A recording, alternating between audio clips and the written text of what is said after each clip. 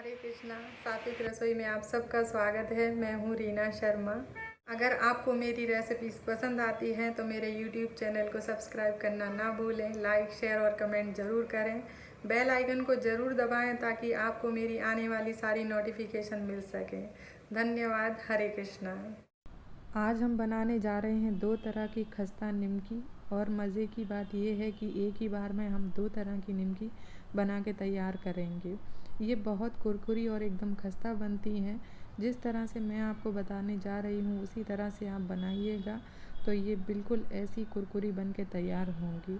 आप होली, दिवाली, किसी भी त्यौहार पर इन्हें मेहमानों को सर्व कर सकते हैं। जब घर में मेहमान आते हैं और उन्हें घर का नाश्ता हम खिलाते हैं तो उन्हें बहुत अच्छा लगता है। तो किस तरह से आप घर पर ये निमकियों को बना सकते हैं वो देखेंगे। तो दोनों तरह की निमकी बनाने के लिए मैंने 2 कप मैदा ले लिया है, 1 छोटी चम्मच अजवाइन, 1 छोटी चम्मच जीरा, 1 छोटी चम्मच लाल मिर्च पाउडर, 4 बड़े चम्मच देसी घी, नमक स्वाद के हिसाब से और पानी ज़रूरत के हिसाब से। तो सबसे पहले हम एक बड़े बाउल में मैदा को ले लेंगे और उसमें 2 बड़ी चम्मच भर के घी डाल लेंगे मोइन के लिए। ये घी मैंने बचा के रखा है 2 बड़े चम्मच। इसे मैं आपको बाद में बताऊंगी कि इसका क्या करना है। तो इसे हम साइड में रख देंगे उठाकर और इसमें अब हम जीरा डाल देंगे। अजवाइन को हम इस तरह से हाथ पर मसल कर डालेंगे ताकि इसके अंदर इसका अच्छा सा स्वाद आ सके। तो इसे आप इस तरह से मसल कर डाल दें। नमक डाल देंगे हम स्वाद के हिसाब से इसमें और इन सभी चीज़ों को हम अच्छी तरह से मिला लेंगे। मोइन को आप अच्छे से इस तरह से मसलते हुए मिला लें ताकि कहीं भी कोई भी जगह ना रहे। तो इसे इस तरह से आप मसलते जाएं और अच्छी तरह से इसमें मिला लें। जब आप इस तरह से मुट्ठी बनाएंगे तो आपको पता चल जाएगा कि मोइन अच्छे से मिल गया है और ये बिल्कुल परफेक्ट मिल के तैयार हुआ है। तो अब हम थोड़ा थोड़ा सा पानी डालेंगे इसके अंदर और इसका एकदम सख्त आटा लगा के तैयार कर लेंगे। जैसा हम पूरियों के लिए आटा लगाते हैं बिल्कुल वैसा ही सख्त आटा हमें इसके लिए लगा के तैयार करना है। और ये देखिए इस तरह से आपको ताकत लगाते हुए इस तरह से सख्त आटा इसका लगा के तैयार करना है। ढीला आटा बिल्कुल ना लगाएं।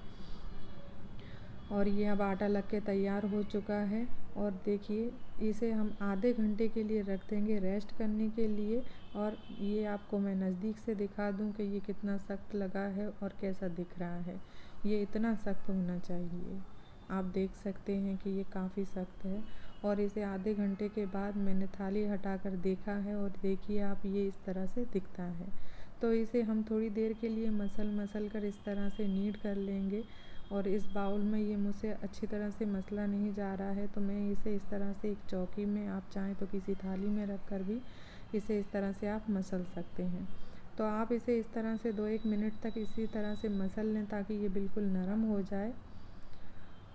और आटे को मैंने इस तरह से मसल लिया है अच्छी तरीके से। और अब इसके हम 3 भाग कर लेंगे। तो एक चाकू की सहायता से हम इसके इस तरह से 3 भाग करेंगे।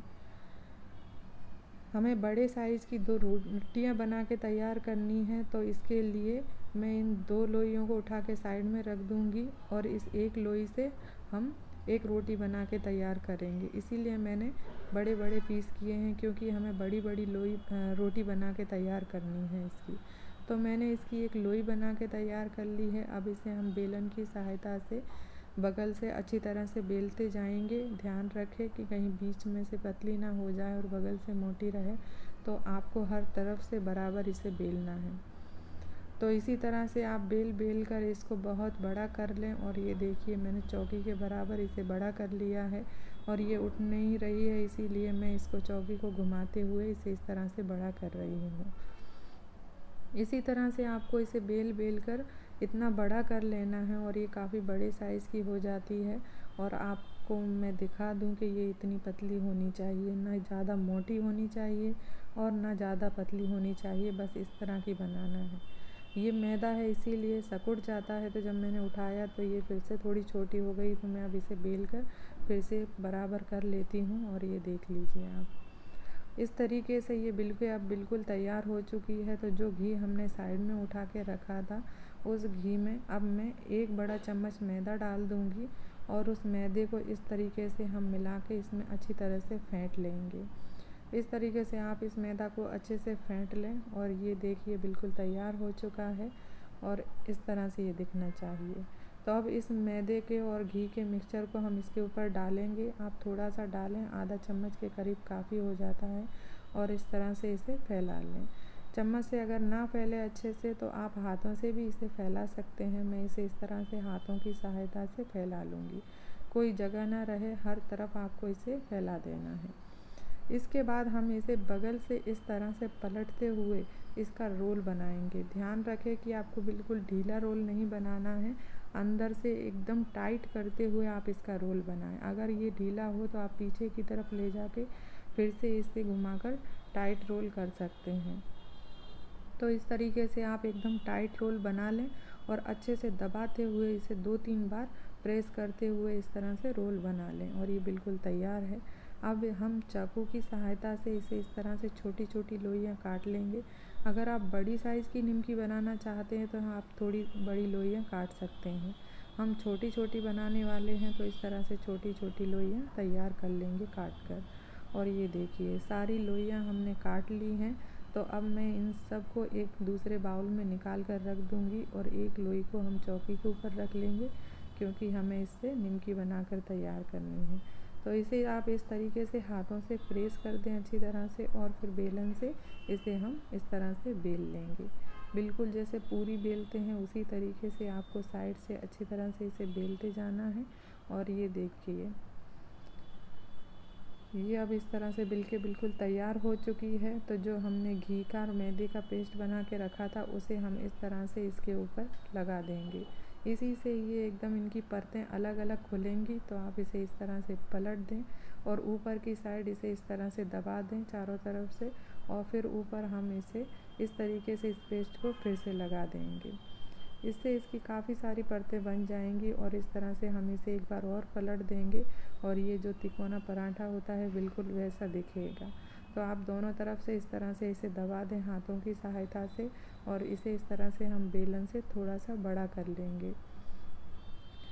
तो इसे इस तरह से आप बेलन से बेल दें और थोड़ी सी इसे बड़ी कर लें अपने हिसाब से। और ये देखिए इतनी बड़ी बननी चाहिए और ये इतनी बड़ी ही अच्छी लगती हैं।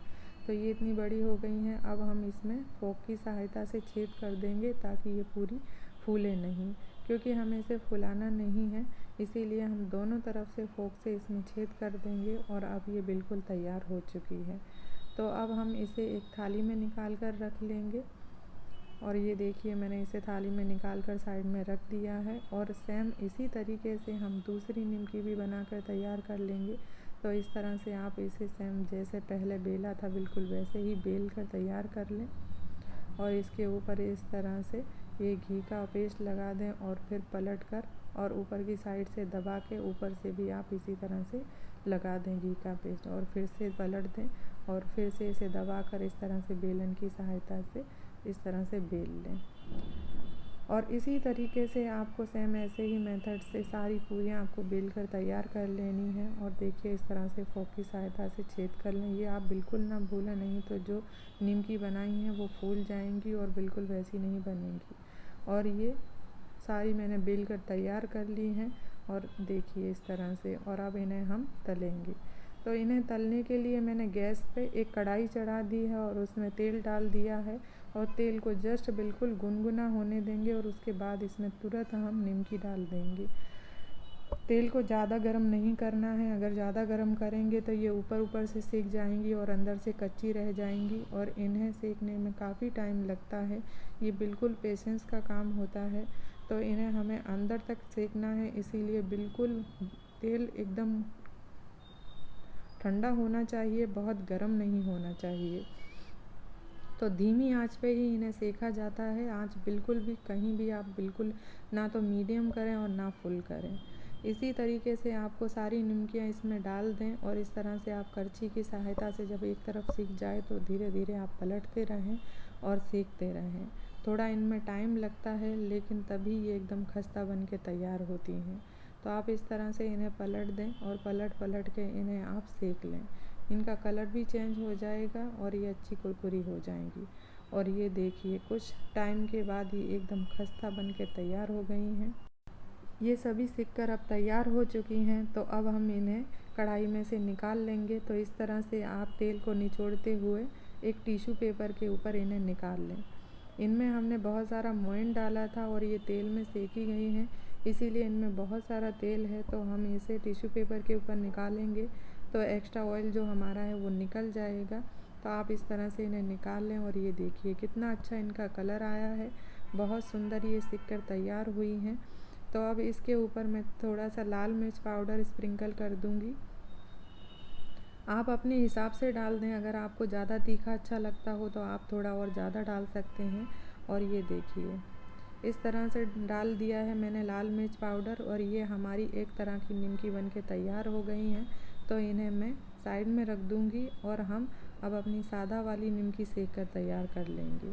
तो सेम बिल्कुल जैसे पहले हमने सेका था वैसे ही हमें सेक कर तैयार करना है। तो गैस को बिल्कुल कम रखना है और कम गैस पे ही हमें इन निमकियों को सेकना है।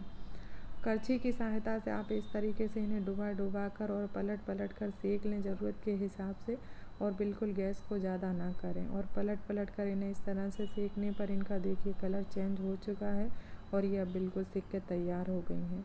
तो मैं दूसरे प्लेट में इसे टिश्यू पेपर पर इस तरह से निकाल लूँगी ताकि एक्स्ट्रा ऑयल इनका निकल जाए। और सारी निमकी मैंने निकाल ली हैं और आप देख सकते हैं कि ये कितनी सुंदर बन गई हैं। और अब हमारी दोनों तरह की निमकियाँ सिककर तैयार हो चुकी हैं, आप देख सकते हैं कि ये कितनी सुंदर लग रही हैं। और अब मैंने इन्हें एक प्लेट में सजा दिया है। दोनों तरह की निमकियों को आप देख सकते हैं कि एक ही बार में हमने 2 तरह की निमकी बनाकर तैयार कर ली हैं। तो घर में अगर कोई मेहमान आए तो आप इस तरह से बना के उन्हें सर्व कर सकते हैं। ये नाश्ते में बहुत अच्छी रहती हैं और बहुत अच्छी लगती हैं। होली दिवाली किसी त्यौहार पर भी आप इन्हें बना सकते हैं।